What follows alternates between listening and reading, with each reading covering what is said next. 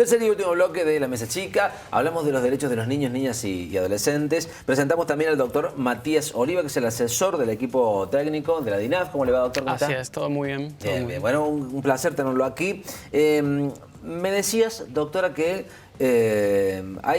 ustedes tienen datos de los casos que van llegando. ¿Se puede dar en números algo de eso? Sí, nosotros en realidad año tras año lo que hemos visto es que ha aumentado la demanda. Nosotros tenemos algunos datos, bueno, anteriores del 2016, pero desde el 2016 teníamos aproximadamente 250 ingresos de situaciones de vulneración de derechos de niños, niñas y adolescentes. En el 2017 aumentó a 268. 2018 tenemos 280 niños y niñas que han sido atendidos por el equipo de niñez. Y bueno, todavía no tenemos los datos del 2019, pero seguramente es mucho más que lo que estamos diciendo. Vemos cómo año tras año va aumentando, que a veces también tiene que ver con la posibilidad y el acceso de la información, lo que habíamos hablado antes en el bloque anterior.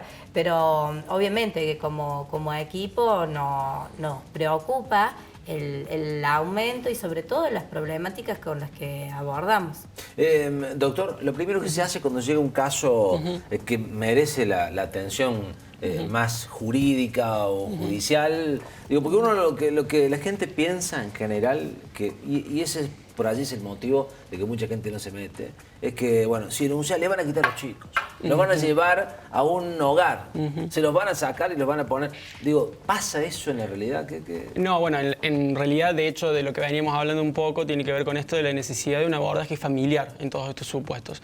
Sin entrar en detalles, digamos, pero sí, nosotros desde la Dirección de Niñez y de los equipos locales, que en realidad tenemos dos equipos locales funcionando, que es uno que es el que funciona en Barrio Sierra y Parques, y el otro en el Barrio Latinoamérica, pero para el resto de la ciudad. ¿Sí?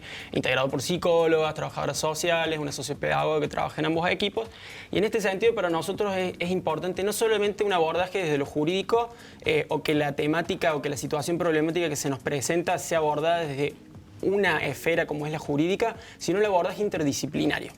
Para nosotros es enriquecedor trabajar en forma interdisciplinaria y justamente trabajar en la posibilidad de que el grupo familiar pueda tener esta oportunidad o esta posibilidad de rever la situación que se está presentando, esta situación de vulneración en ese niño, niña o adolescente, para dar la posibilidad, digamos, que el grupo familiar, de que ese niño sea acompañado, pero también de que su grupo familiar sea contenido y sea acompañado en ese camino. Y que no necesariamente eso va a implicar que ese niño tenga que salir de ese centro de vida, que es una medida que ya ni siquiera nos compete a nosotros, sino que tiene que ver con un tercer nivel de intervención y con un informe que nosotros tenemos que generar para lo que es la Secretaría de Niñez, Adolescencia y Familia, la CENAF, que es un organismo de, digamos, de competencia provincial, ¿sí? Del gobierno de la provincia de Córdoba. O sea que ustedes lo que intentan primero es contener la situación allí en el grupo familiar, en el seno familiar. Exactamente, es un abordaje con el grupo familiar en el cual, además de brindar contención, por ejemplo, a un niño, niño o adolescente, también se hace el acompañamiento todo el grupo familiar a raíz, digamos, y a través de diferentes intervenciones que se llevan adelante. Y en esas intervenciones el abordaje es interdisciplinario. Puede que en un caso sea necesario, por ejemplo, asesorar a la familia o asesorar a un miembro de la familia o a la persona que viene de repente a realizar una consulta, porque la demanda puede ser espontánea, así como hay demandas, digamos, que vienen de los centros educativos, como hablaban antes, también hay demandas de tipo espontáneo. Cualquier persona puede presentarse y decirnos, está sucediendo esta situación, este niño está siendo vulnerado en sus derechos, y nos da la posibilidad, digamos, de llevar adelante esa intervención. Esa intervención va a ser un abordaje que no solamente va a tratar, digamos, de evaluar si ese niño tiene que o no seguir en ese centro de vida, sino que es un acompañamiento a todo el grupo familiar y a todas las redes de contención que pueda tener ese niño, que a veces exceden de lo familiar o de lo nuclear. Ustedes hacen Disculpa, Nico, quiero... por supuesto que eso es el primer abordaje que nosotros hacemos, pero sí hay en situaciones en las que cuando no se puede ya trabajar con la familia o se han agotado todas las posibilidades y es necesario, sí se informa a CENAF, como decía el doctor Oliva recién. ¿Pero funciona CENAF? ¿O eso no? Porque digo, yo no tengo los mejores comentarios de CENAF. En el sentido de que no sé si actúan tan ágilmente, rápidamente, en forma certera. Digo, ¿es un organismo que realmente funciona o es un organismo decorativo? Mira, yo creo que también, como todo, en los últimos años ha ido avanzando y nos vamos acomodando todos a la demanda. Y también hay una realidad que, por suerte ahora, dentro de nuestra zona, tenemos más conformado lo que es el equipo de SENAC. Pero siempre en estas temáticas que tienen que ver, lamentablemente, ¿no? Porque tienen que ver con donde se trabaja con niños, niñas y adolescentes, y quizás que no es lo que más se ve. Yo creo que el Estado no destina tantos recursos y siempre es escaso el recurso. Entonces, lamentablemente me parece que pasa eso, que no es lo mismo que una obra, que seguramente todos lo ven. Entonces, yo creo que en eso el sistema, yo creo, y me parece que es un desafío para los gobiernos locales, los gobiernos provinciales y nacionales, es el generar más recursos o destinar más recursos a estas áreas. Sí, a recursos humanos sobre todo, ¿no? Porque digo, me parece que es lo que hace falta. Le consultaba al doctor y también a usted, doctora. Digo, una vez que uno tiene que, no sé, hacer una denuncia o porque ya el caso es más grave, en general te dice, bueno, anda a tribunales. Y te tiran al Palacio de Tribunales y vos no sabés ni qué ventanilla golpear. Digo, ¿ustedes hacen ese acompañamiento? Sí, uno de los, si bien el abordaje es interdisciplinario, es cierto que hay situaciones que se nos presentan y desde el mismo momento de la demanda se puede advertir que es necesario realizar una denuncia. Entonces, una cuestión ahí sumamente importante también es lo que es el derecho a la información, a que la persona que viene con una consulta sepa que tiene derecho, por ejemplo, en ese caso, a realizar una denuncia.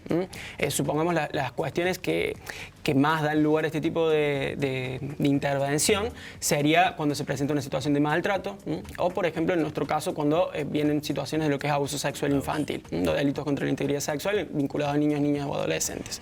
Entonces, ante esa situación, se tiene que asesorar a la familia desde el equipo local en cómo se debe llevar adelante la denuncia. Nosotros también hacemos un acompañamiento. En reiteradas oportunidades hemos acompañado desde el equipo a realizar denuncias, porque también hay algo que tiene que ver con las dificultades que tiene, como vos decías, a veces a la gente la mandan a tribunales y de repente no sabe específicamente a qué espacio de tribunales tiene que ir, o la mandan a hacer una denuncia y no saben si tiene que ir a la comisaría de Colonia Carollo, si tiene que ir a la unidad judicial. Sí, puede ir a tribunales a realizar una... Entonces, hay un montón de cuestiones que terminan siendo obstáculos, digamos, para el acceso a la justicia, digamos, de esas personas, pero en este sentido, a nosotros nos sirve funcionar como una herramienta para la información también de esas personas y el acompañamiento. Y el posterior acompañamiento, es decir, el acompañamiento posterior a ese grupo familiar y a ese niño, niña o adolescente. Digo, cuando uno interviene, o a lo largo de los años ustedes seguramente tienen la experiencia para comentarlo, digo, ¿se da algo similar a lo que ocurre con la violencia de género, digamos? Que puede ser reiterativa, puede ser cíclica, o digo, una vez que se interviene, es como que se protege el niño, de una vez y para siempre, digamos. No sé. Y lo que pasa es que va a depender de las situaciones. Cada situación es propia, digamos. Sí. Mira, a nosotros nos ha pasado lo que decía también el doctor antes y Emilia, que situaciones en que la misma familia, la propia familia, expresó, sí, es verdad, hubo situaciones de maltrato, necesito ayuda, estamos desbordados. Y entonces, la misma familia termina pidiendo ayuda. Y se puede trabajar muy bien con la familia cuando desde el reconocimiento. Y es así, a ver, a mí me educaron así, yo creo que esto está bien, pero ahora me doy cuenta que no. Y bueno, y pido ayuda porque no sé cómo contener a mi hijo, no sé cómo ponerle límite, no sé. Y en realidad se puede trabajar bien desde ese lugar y no es que vuelve después, no. Y también se les da herramientas, lo que decía el doctor, a la familia, al niño, y están bien, digamos.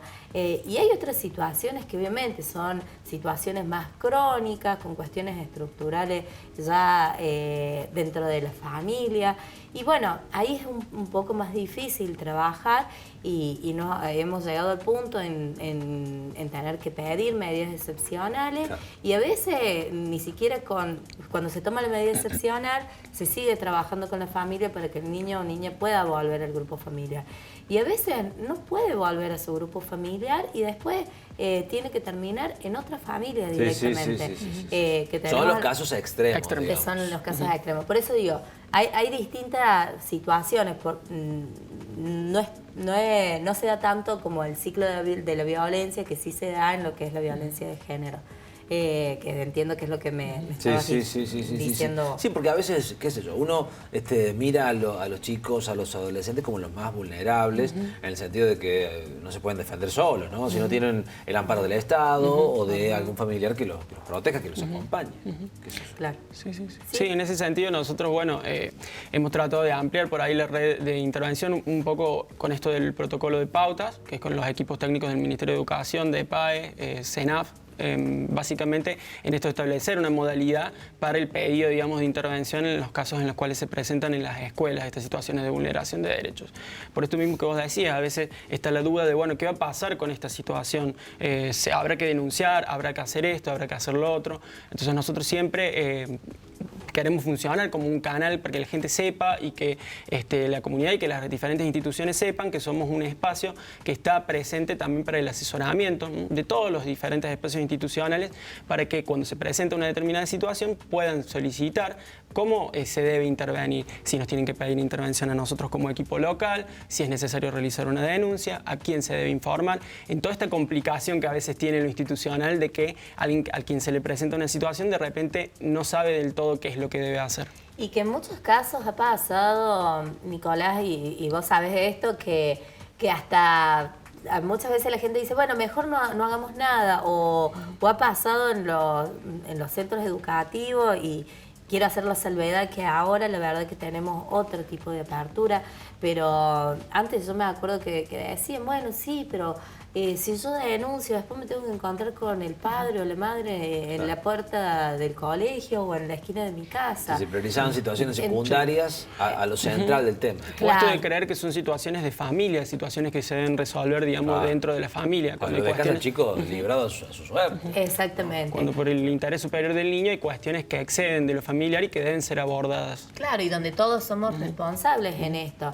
Y lo que decía el doctor, nosotros acompañamos en relación a la denuncia y muchas veces acompañamos en la información y en el deber de denunciar, ¿no? Porque no es se denuncia así que a veces cuando estamos ante profesionales o cuando estamos ante funcionarios públicos, tienen la obligación de denunciar. Entonces, como los directivos o docentes. Exactamente. Entonces yo creo que en eso el protocolo ha sido, este protocolo que nos da las pautas para seguir, ha sido un avance, creo, para las instituciones, sobre todo escolares, porque también imagínate que la escuela se encuentra con un montón de problemáticas. Entonces es difícil porque no solamente se tienen que encargar de educar, de enseñar, sino también de abordar toda la problemática que está alrededor del niño. Doctores, tengo 1000 consultas más, pero no tenemos más tiempo. Les agradezco mucho haber venido, doctor. Un placer conocernos, lo conocí al doctor, asesor también de DINAF. Doctora, muchas gracias. A Emilia, que también se acaba de ir, está del otro lado de la cámara. Muchas gracias por el trabajo que hacen y además por esto de haber creado con los años, como lo decía Janina, una institución en la cual la gente puede ir, confiar, golpear la puerta y pedir ayuda muchas veces, ¿no? Gracias, muchas gracias. Gracias. Señores, nosotros dejamos hasta aquí este tema. Me quedo con la frase que decía la doctora Aguirre. Todos somos responsables, ¿no? Ante una situación de vulneración de derechos, sobre todo con los niños, todos somos responsables, ¿no? Y está bueno que del otro lado puedan pensar si no se han encontrado o no se han cruzado en la vida con alguna de estas situaciones. ¿Hicieron algo al respecto? Bueno, nunca es tarde. Nos vemos la semana que viene. Dale.